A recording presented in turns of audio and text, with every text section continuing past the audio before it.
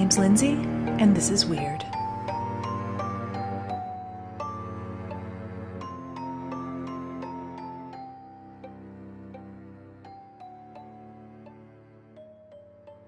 Greetings, weirdos. It's been a fantastic week. I hope you had a wonderful few days and that you enjoyed the Cecil Hotel episode. The response was really fantastic, so hopefully you will also enjoy episode 4, but we'll see. In the meantime, What's Weird this week has been moved to the end of the episode, so we will be discussing a Canadian couple who, while in search of Paradise City, found instead Parasite City. More on that later. This week, we're not discussing a who or a when, but a what. We'll be talking about the Dybbuk Box, which is allegedly the world's most haunted item. To understand the story of the Dybbuk Box, we need to first understand what a Dybbuk is. Real quick disclaimer, the history of this creature is steeped in Jewish history and lore. I was raised in a religious household, and although I no longer consider myself religious, I understand and I appreciate the nuances and the differing beliefs that can occur even within the same religion.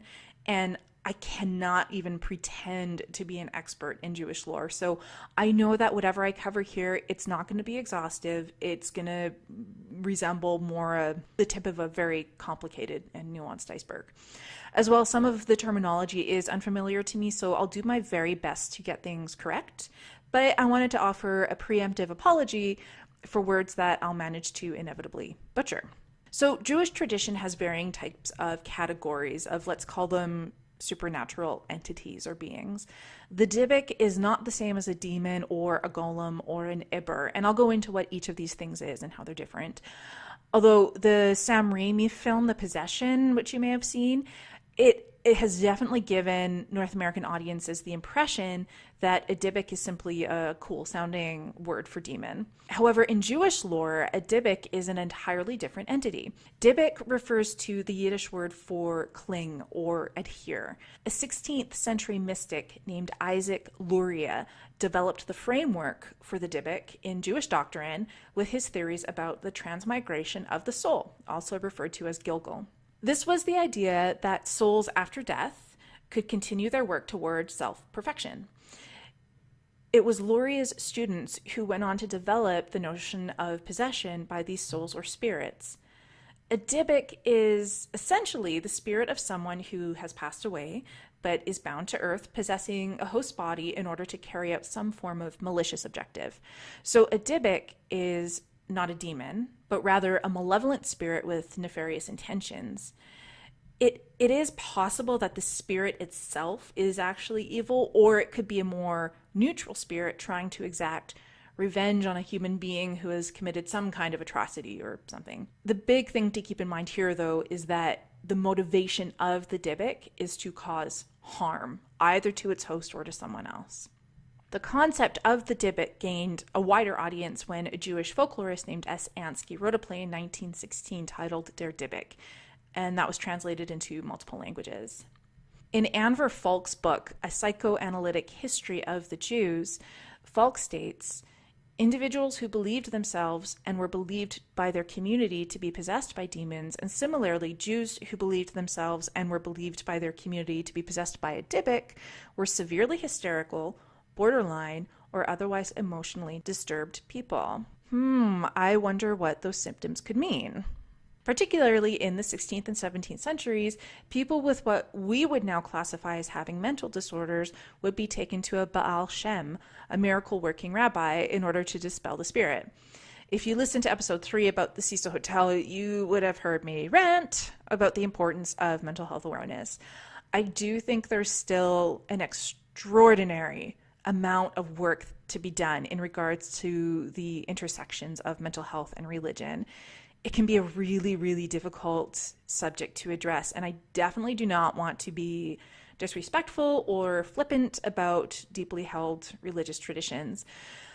It certainly warrants greater conversations, though, and communications between various groups and agencies is paramount. So I'll leave it at that, or else this podcast is going to become about something else entirely, and I will keep talking forever. So where Dybbuks exist to cause harm, Ibbers exist to help her do good.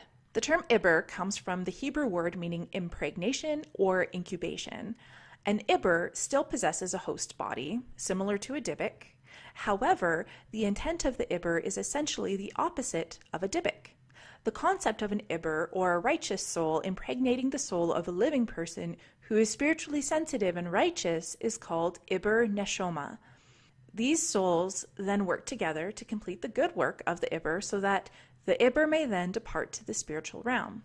Being impregnated by an Ibber is meant to be consensual, and hosts take part in the process by their own free will. If a host declines being inhabited by an Ibber, they may feel a bit unsettled for a little while, but they're not going to suffer any spiritual consequences.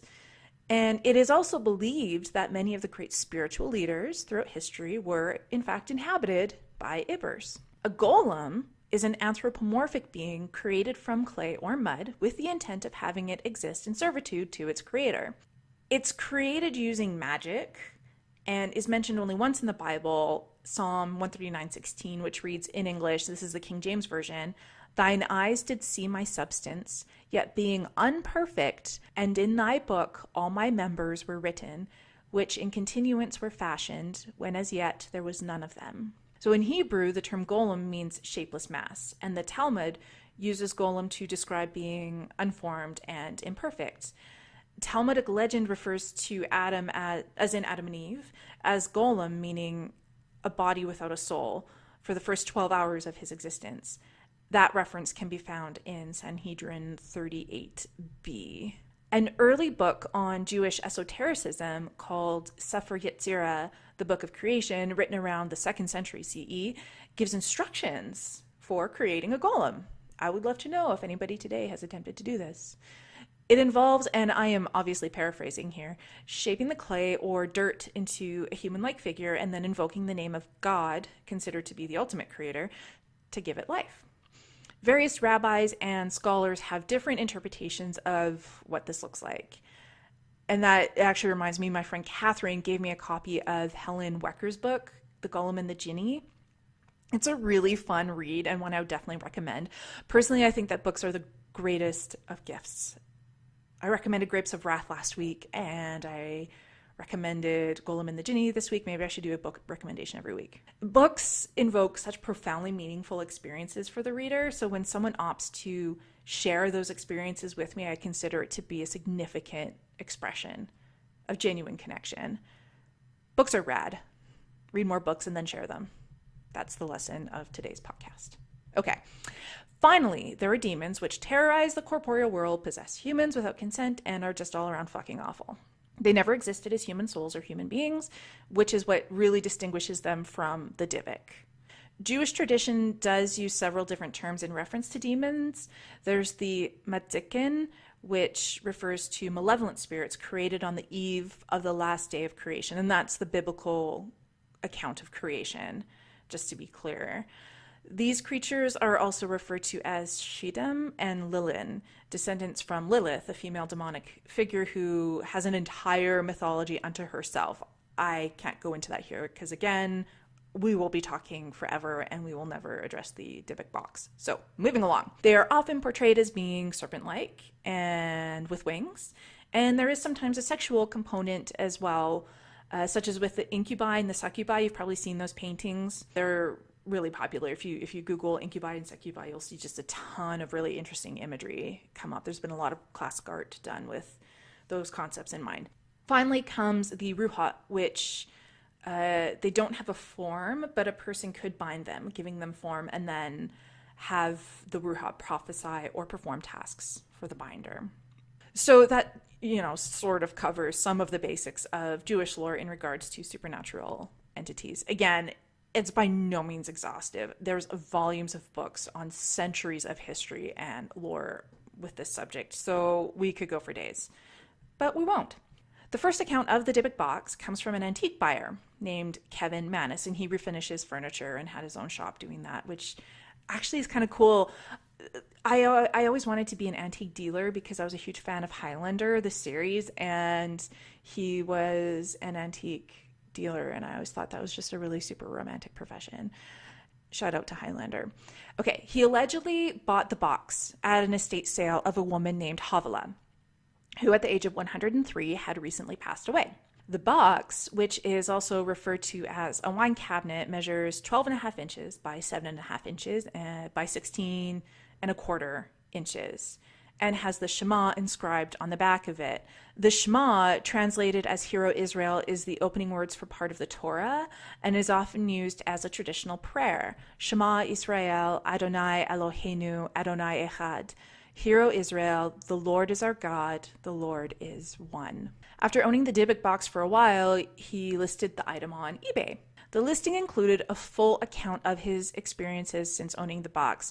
And I am going to read, the account is quite lengthy, and I'm going to read the whole thing simply because it really gives a full picture of how the lore behind this cursed object or haunted object really began. So here it is.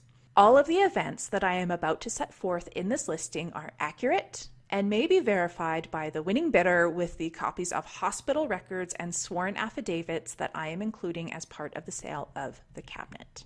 During September of 2001, I attended an estate sale in Portland, Oregon. The items liquidated at the sale were from the estate of a woman who had passed away at the age of 103. A granddaughter of the woman told me that her grandmother had been born in Poland, where she grew up, married, raised a family, and lived until she was sent to a Nazi concentration camp during World War II. She was the only member of her family who survived the camp. Her parents, brothers, a sister, husband, and 2 sons and a daughter were all killed. She survived the camp by escaping with some other prisoners and somehow making her way to Spain, where she lived until the end of the war. I was told that she acquired the small wine cabinet listed here in Spain, and it was one of only 3 items that she brought with her when she immigrated to the United States. The other 2 items were a steamer trunk and a sewing box. I purchased the wine cabinet along with the sewing box and some other furniture at the estate sale. After the sale, I was approached by the woman's granddaughter who said, "I see you got the Dybbuk Box." She was referring to the wine cabinet. I asked her what a Dybbuk Box was. Fair question. And she told me that when she was growing up, her grandmother always kept the wine cabinet in her sewing room.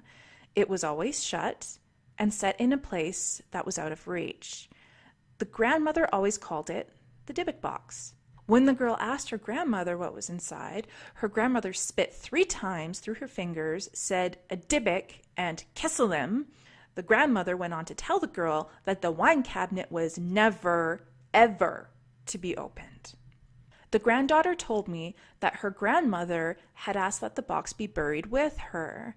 However, as such a request was contrary to the rules of an Orthodox Jewish burial, the grandmother's request had not been honored. I asked the granddaughter what a Dybbuk and kesselim were, and she did not know. I asked if she would like to open it with me. She did not want to open it, as her grandmother had been very emphatic and serious when she instructed her not to do so. And regardless of the reason, she wanted to honor her grandmother's request. I finally ended up offering to let her keep what seemed to me to be a sentimental keepsake. At that point, she was very insistent and said, No, you bought it." I explained that I didn't want my money back and that it would make me feel better to do what I thought was an act of kindness. She then became somewhat upset. Looking back now, the way she became upset was just plain odd. She raised her voice to me and said, "You bought it. You made a deal." When I tried to speak, she yelled, "We don't want it." She began to cry, asked me to leave, and quickly walked away, essentially saying no backsies. He didn't write that. That's just my commentary. I wrote the whole episode off to the stress and grief she must have been experiencing. I took my purchases and politely left. At the time when I bought the cabinet, I owned a small furniture refinishing business. I took the cabinet to my store and put it in my basement workshop where I intended to refinish it and give it as a gift to my mother. I didn't think anything more about it. I opened my shop for the day and went to run some errands, leaving the young woman who did sales for me in charge. After about a half hour, I got a call on my cell phone. The call was from my salesperson. She was absolutely hysterical and screaming that someone was in my workshop breaking glass and swearing. Furthermore, the intruder had locked the iron security gates and the emergency exit, and she couldn't get out. As I told her to call the police, my cell phone battery went dead. I hit speeds of 100 miles per hour getting back to the shop. When I arrived, I found the gates locked. I went inside and found my employee on the floor in a corner of my office, sobbing hysterically. I ran to the basement and went downstairs. At the bottom of the stairs, I was hit by an overpowering, unmistakable odor of cat urine.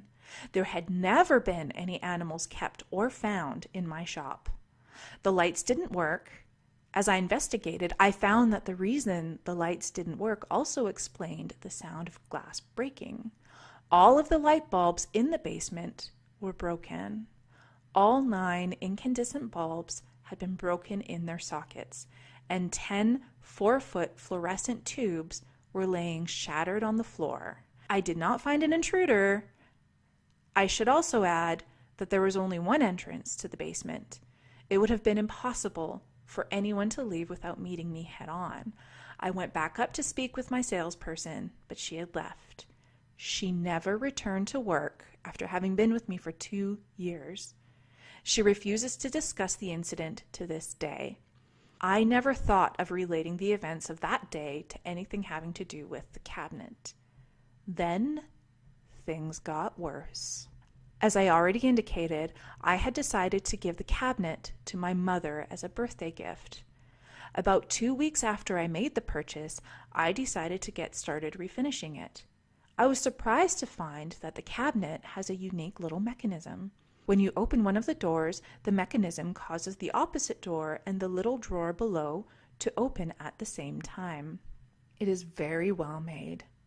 Inside the cabinet, I found the following items: 1 1928 U.S. wheat penny, 1 1925 U.S. wheat penny, 1 small lock of blonde hair bound with string, 1 small lock of black-brown hair bound with string, 1 small granite statue engraved and gilded with Hebrew letters. I have been told that the letters spell out the word shalom, 1 dried rosebud, 1 golden wine cup, 1 very strange black cast iron candlestick holder with octopus legs.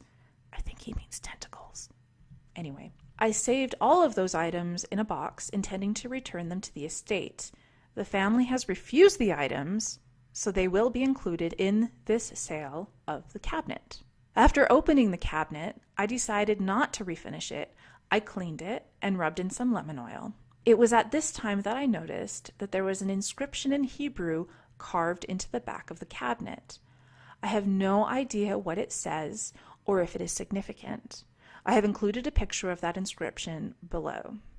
On my mother's birthday, October 28th, 2001, my mother called to tell me that she was going out of town with my sister for 3 days, and we postponed celebrating her birthday together until she returned. On October 31st, 2001. Okay, just real quick, the fact that it's Halloween, I mean, I am suspending my disbelief here, and so far the tale is just kind of fun and everything, but really, Halloween, I don't know, maybe a coincidence or a cliche, or both. Anyway, moving on. My mother came to my shop. We were going to have lunch together, but before we were going to leave, I gave her the wine cabinet. She seemed to like it. While she examined it, I went to make a phone call. I hadn't been out of sight more than 5 minutes when one of my employees came running into my office saying that something was wrong with my mom. When I went back to see what the matter was, I found my mom sitting in a chair beside the cabinet. Her face had no expression, but tears were streaming down her cheeks. No matter how I tried to get her to respond, she would not. She could not. It turns out that my mother had suffered a stroke. She was taken to the hospital by ambulance. She ended up suffering partial paralysis and losing her ability to speak and form words. She has since regained the ability to speak. She could understand things being said to her and could respond by pointing to letters of the alphabet to spell out words she wanted to say. When I asked her the following day how she was doing, she teared up and spelled out the words, "No gift." I assured her that I had given her a gift for her birthday, thinking that she didn't remember. But she became even more upset and spelled out the words, "Hate gift." I laughed and told her not to worry. I told her I was sorry she didn't like the cabinet and that I would get her anything she wanted if she would promise to get well soon. Still, I didn't associate anything that had happened with the cabinet itself or anything paranormal. Frankly, I don't think I ever even used the term paranormal until this last month. I'll try to make this short now. I gave the cabinet to my sister. She kept it for a week, then gave it back. She complained that she couldn't get the doors to stay closed and that they kept coming open. There are no springs in the door mechanism, and I have never found that the doors come open. I gave it to my brother and his wife, who kept it for 3 days, and then gave it back. My brother said it smelled like jasmine flowers, while his wife insisted that it put out an odor of cat urine. I gave it to my girlfriend, who asked me to sell it for her after only 2 days. I sold it the same day to a nice middle-aged couple. 3 days later, when I came to open the shop for the day, I found the cabinet sitting at the front doors with a note that read, "This has a bad darkness." I had no idea what that meant. Anyway, I ended up taking it home. Then, things got worse. Since the day I brought it home, I began having a strange recurring nightmare. Every time I have the horrible dream, it goes something like this. I find myself walking with a friend, usually someone I know well and trust at some point in the dream. I find myself looking into the eyes of the person that I am with. It is then that I realize that there is something different, something evil, looking back at me. At that point in my dream, the person I am with changes into what can only be described as the most gruesome, demonic-looking hag that I have ever seen. This hag proceeds then to beat the living tar out of me. I have awakened numerous times to find bruises and marks on myself where I had been hit by the old woman during the previous night. Still, I never related the nightmares to the cabinet, nor do I think that I ever would have. About a month ago, however, my sister and my brother and his wife came over to my house and spent the night. The following morning during breakfast, my sister complained that she had had a horrible nightmare. She said that she recalled having had it a couple of times before and went on to describe my nightmare exactly to the last detail. My brother and his wife froze as they listened, and then chimed in that they had both had the exact same dreams during the night as well. The hair was standing up on the back of my neck, and still is. As we talked, it became clear that the common denominator was that each of us had had the nightmare during the times that the cabinet was in our respective homes. I called my girlfriend and asked if she could recall having any nightmares recently. She described the same nightmare, same hag, everything. When I asked her if she remembered the date when she had the nightmare, she said she did not. Then I asked if it happened to be the night before she gave me the cabinet back to sell for her. She said, "Yeah. Hey, how did you know that?" Now then, since my family discussion, it seems like all hell is breaking loose. For a week afterward, I started seeing what I can only describe as shadow things in my peripheral vision.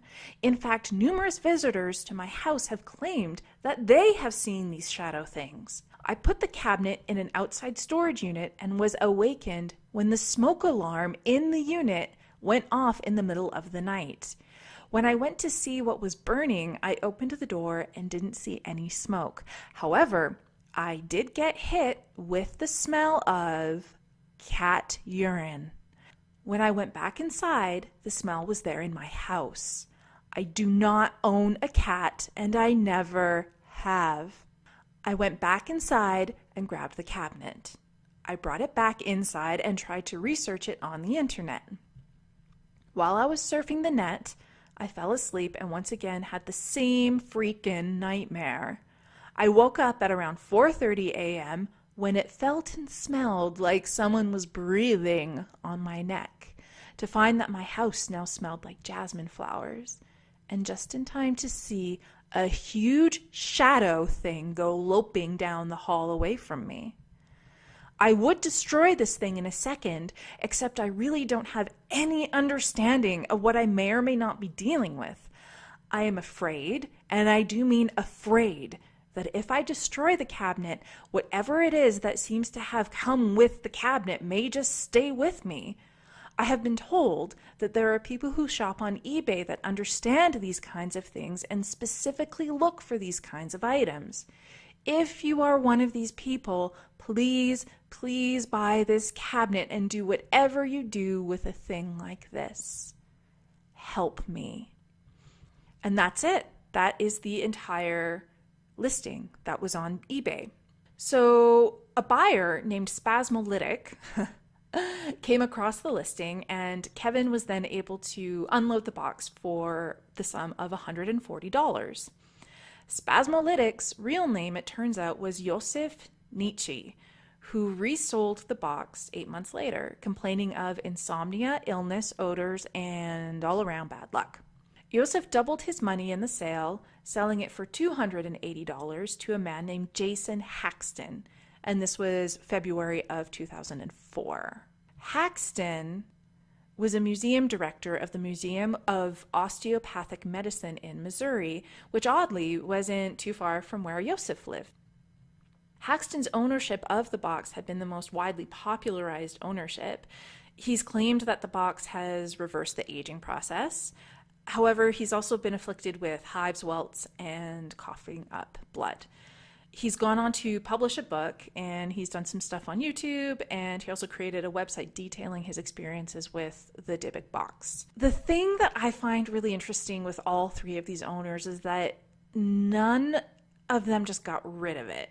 Like, if it's that terrifying, why would you keep it until it finally sold? I mean, the original owner got it in 2001, and then it went to the next person in 2004. So that's 3 years. I mean, it's not like all of these things happened within the span of a week. So I don't know. Like, it seems like if you're in that dire of a situation, would you not, and you're believing something's paranormal is going on, then would you not take it to a psychic or a medium or a rabbi? Or, I mean, because he did say that the translation of that one inscription was shalom. So like the first owner clearly had some idea of the box's origins. Like, it just, I don't know, for the impulse to be, oh, I'm going to put it on eBay and sell it to get rid of it, as opposed to looking for help. It makes the narrative less dire to me, and therefore makes it seem like it's just meant to create hype around the object. But I could be wrong. That is just my analysis of it. So moving on. Haxton got in touch with Havela's granddaughter. She was the one that was like, no backsies, you bought it, it's yours. And eventually Haxton was able to get in touch with Havela's cousin named Sophie. In this conversation, Sophie indicated that she and Havela had created a spirit board, which we would refer to now as a Ouija board, in the 1930s, which initiated contact with the spirit world. Allegedly, they summoned an evil spirit, which they tried to bind, but failed. After the Second World War, they tried again and managed to successfully trap the spirit in the wine cabinet, thereby creating the Dybbuk Box. However, Sophie apparently stated that it was this evil spirit, according to Haxton, that caused the Second World War. So keep front of mind that the girls had released this evil spirit before World War II. Haxton's search for information about the box led him to a man named Harry Hamilton Laughlin, which some of you may have heard of, especially if you're into World War II history and American history and whatnot. Harry was born March 11th, 1880, and died January 26th, 1943. He is best known as the superintendent of the Eugenics Record Office in America. Yes, he was one of the world's leading eugenicists and advocated for the legislation allowing compulsory sterilization for members of society who were considered unfit to reproduce. This included individuals with mental health disorders, criminals, people with epilepsy, people with disabilities or deformities, people who were blind or deaf, and many others. As a result of Laughlin's work, people with mental health disorders were sterilized well into the 1970s to the amount of approximately 60,000 Americans. So what does this have to do with Nazi Germany? Well, in 1933, the Nazis passed the law for the prevention of hereditarily diseased offspring, which was based on Laughlin's work. It's estimated, this is just appalling. It's estimated that over 350,000 people were sterilized because of this legislation. Laughlin was even awarded an honorary degree from the University of Heidelberg for his contribution. This is a statement that I need one of those Tide Pods and wash my mouth out with soap. This is so bad. He was awarded an honorary degree from the University of Heidelberg for his contribution to the science of racial cleansing. That's uncomfortable. Okay, bringing this back to the Dybbuk Box. Laughlin attended Truman State University, which was the same university that Joseph Nietzsche, the second owner of the box, attended when he acquired it. Now, this seems like a really tenuous connection to me, but that's okay. We'll go with it for now. I think we've suspended our disbelief a fair bit so far, so why stop now? And it might be included in Haxton's book. I haven't bought the book because I don't want to buy it, so I'm not going to read it. But if you guys want to, maybe you can let me know. Okay. A psychic informed Haxton that fear and death enveloped the box, and Haxton felt that the spirit's intent was to reveal the truth about the Holocaust. And I'm not certain of what that truth was meant to be. Again, it could be in his book, but I don't want to buy it. Okay. After consulting with various rabbis, Haxton had the box resealed and has since kept its location secret until now. So there's the famed paranormal investigator, Zach Bagans, who claims to now be in possession of the box and has it on display at his Las Vegas museum, allegedly. And I did take a trip there in December and I checked it out just for fun. And here's what I can tell you about the Dybbuk Box. It's definitely 100%, absolutely, without a doubt, a box. My personal feeling is that there's nothing more to it, especially with the rest of the house being taken into account. The tour is very scripted and there's all these gimmicky displays. And when you walk into the room where the Dybbuk Box is, like, it's just sitting in the middle of this dark room, but you can't touch it. And the temperature of the room is kept several degrees cooler than everywhere else. So when you walk in, you get this chill. And it's all very, I guess it's well done. I don't know. It's fun. If you want to drop the cash to go, then, you might have a good time, but it didn't resonate with me as being authentic. Please don't sue me, Zach Bagans. That's just my opinion. Okay. One of the primary sources that I used for this episode, historicmysteries.com, has a really great quote from a man named Chris French. He's a psychologist and he's the head of the Anomalistic Psychology Research Unit at Goldsmiths College. And he states, and I am very much inclined to agree with him on this from a psychological perspective, the owners are already primed to be looking out for bad stuff. If you believe you have been cursed, then inevitably you explain the bad stuff that happens in terms of what you perceive to be the cause. So in other words, if you're expecting the box to cause bad things to happen, then when bad things do happen, you will assume and believe that it's because of the box and not, life just being life. Like, it's almost like having a rabbit's foot or like those sorts of superstitious things that you believe will bring you good luck or what have you, or bad luck charms, anything like that. Like, your brain is telling you that that's the cause. And so even if something good happens or bad happens and it has absolutely nothing to do with anything else other than life just being what it is, it's very easy to believe that you have control over those things based on these objects that you keep with you. Anyway, so that's the tale of the Dybbuk Box. I am sure that there's a lot more history and lore that we could go into surrounding it, given the centuries of Bala and Jewish mysticism and all that kind of stuff that's involved in it. But that's sort of it in a nutshell.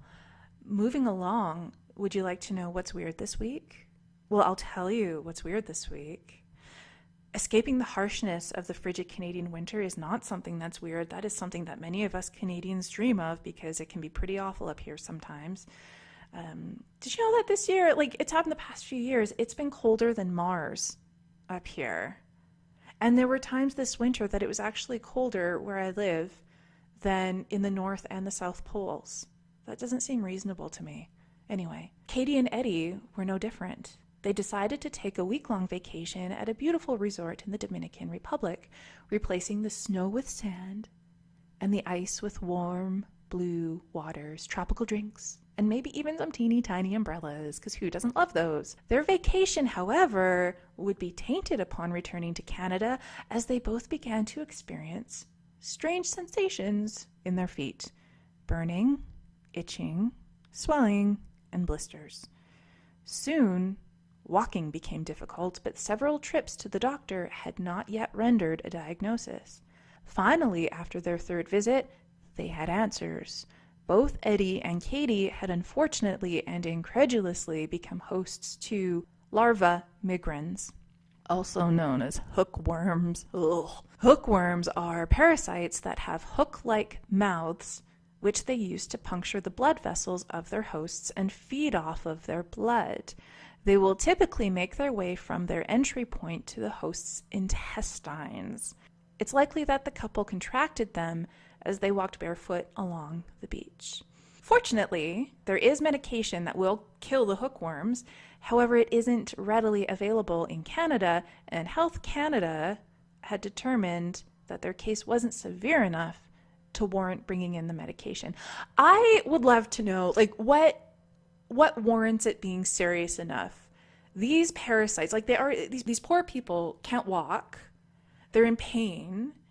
And these hookworms are going to make their way to their intestines. Like, it is not something that you just kind of shrug off. I don't know. Health Canada, I think we need to have a conversation. As a result, this poor couple had to send Eddie's mother to the States, where she bought the medication and brought it back to Canada. And the couple is now recovering. Well done, Eddie's mom. So first of all, parasites freak me the hell out. Nothing gives me the willies more than goddamn parasites. Ugh.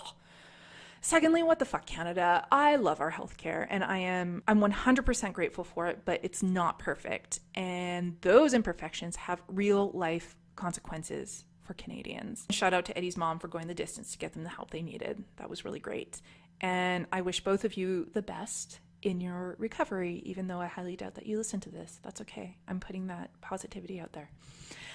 Thanks everyone who, speaking of positivity, popped by Twitter and Facebook and Instagram to say hello. You can find me on all three platforms at The Weird Pod. Oh, and I'm on YouTube now as well. You can find, I've uploaded the audio files in like a movie form, and so you can listen on YouTube if you want. And you can visit the website, theweirdpod.com. I appreciate all the feedback and encouragement. You guys have been super kind. And if you have ideas, or if you've experienced something weird yourself, by all means, put it in writing and send it to me. I would love to hear it. And you never know, maybe I will read it on one of the episodes. So tune in next week for another episode. And in the meantime, stay weird.